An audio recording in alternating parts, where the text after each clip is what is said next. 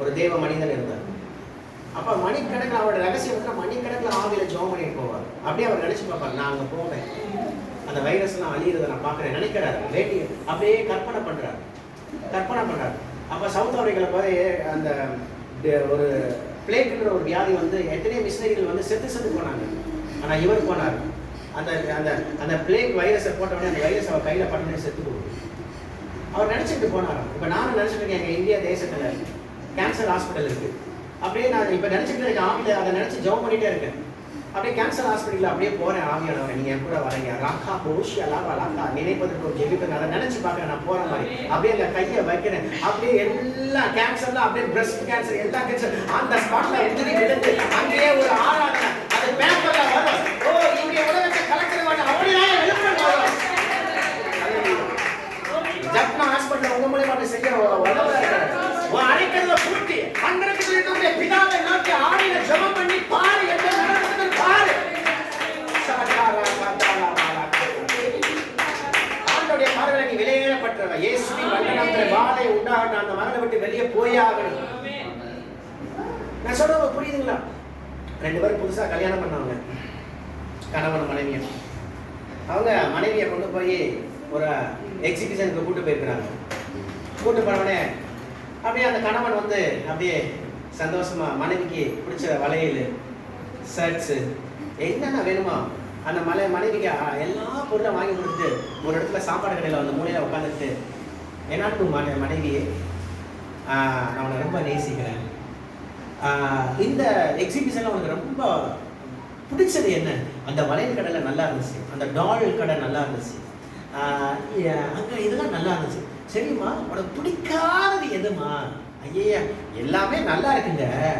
அந்த இருட்டுக்குள்ள போய் அந்த இருட்டுக்குள்ள அங்க பாருங்க, அந்த இருட்டுல ஒண்ணு இருக்கு பாருங்க, எடுத்துக்கொள்ளுங்க. மத்தேயு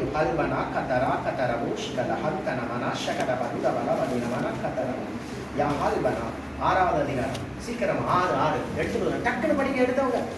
மத்தேயு 6:6 நீயோ ஜெபம் பண்ணும்போது உன் அறை வீட்டுக்குள் பிரவேசித்து உன் கதவை பூட்டி அந்தரங்கத்தில் இருக்கக்கூடிய பிதாவை நோக்கி ஜெபம் பண்ணு. அப்பொழுது அந்தரங்கத்தில் பார்க்கிற உன் பிதா உனக்கு பலனளிப்பார். இப்ப என்ன கேட்டீங்கன்னா அங்க பாருங்க, என்னங்க எல்லாம் நல்லா இருந்தது. அந்த ஊர் இடம் பாருங்க, அந்த இருட்டுக்குள்ள இங்க பாருங்க, அதை சகிக்கவே முடியல. அந்த ஓரமா அந்த இருட்டுக்குள்ள இருக்கக்கூடிய அந்த ஜெனரேட்டர் கத்துற சத்தம், எனக்கு அந்த ஜெனரேட்டர் கணக்கிற வேலை அது சவுண்டு வருது, எனக்கு கேட்கவே எனக்கு அசிங்கமா இருக்கு, எனக்கு பிடிக்கவே இல்லை. உடனே சொன்னாரு, மனைவியே அந்த ஜெனரேட்டர் இருட்டுக்குள்ள டப்ப டப்ப டப்ப பப்ப பப்ப பப்ப பப்ப டப்ப டப்ப டப்ப டப்ப அந்த சத்தம் இருட்டுக்குள்ள அந்த சத்தம் போறதுனால இந்த எக்ஸிபிஷன் ஃபுல்லா வெளிச்சமா இருக்கு. நீ உன் அறைக்கதவை போட்டு அந்த லகத்துல இருக்கக்கூடிய பிதாவை நோக்கி சத்தமாய் நீ வாயை திறந்து ஆவியில ஜெபிக்க ஜெபிக்க ஜெபிக்க வெளியரங்கமாய் கர்த்தர் உனக்கு பலனளிக்கிறவரா இருக்கிறார்.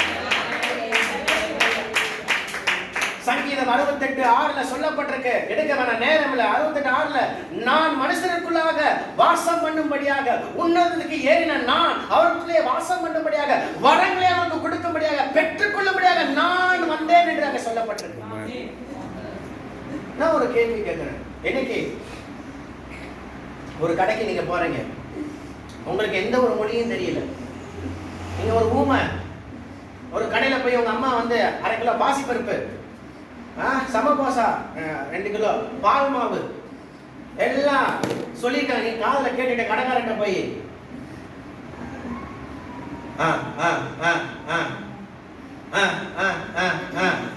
என்ன நினைப்பான் கடைக்காரன்? காலையிலே விசில் பிடிச்சி வச்சுட்டாங்க. என்ன ஆச்சு காலையிலே? எனக்கு நேரம் தெரியலையா, அவனுக்கு நேரம் தெரியலையா, பொறிச்சு ஏய் ஓ அங்கிட்டு ஊமை பைத்தியம் அப்படின்னு சொல்லுவான். இந்த உலகத்துல நீங்க வாழ்ந்துட்டு இருக்கீங்க. ஒரு பொருள் வாங்குறதுக்கே ஒரு லாங்குவேஜ் தேவைங்க. ஒரு பொருள் வாங்குறது வாயை திறந்து கற்கணும். ஏன்னா நிறைய பேர் பாத்தீங்கன்னா வாயை மூடிக்கிட்டே இருப்பாங்க. கட்டாயம் நீங்க எண்ணத்தையும் பெற்றுக்கொள்ள முடியாது. ஆண்டுடைய சமூகத்துல வந்து ஆர்ப்பரிக்கணும், வாயை திறந்து கலைக்கணும், பேசணும். அவரோட செவிட்டு தெய்வமா, உயிரோடு இருக்கிற தெய்வங்க.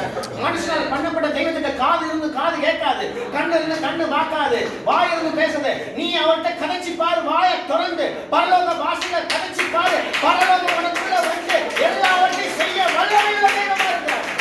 நான் சொல்றேன், யாரும் அனாதை கிடையாது. உலகின் முடிவு வரை சகல நாட்கள் உன் கூட இருக்கிற அதே ஆவியான உனக்குள்ள இருக்கக்கூடிய எனக்குள்ள இருக்கிற உன்னை நடத்த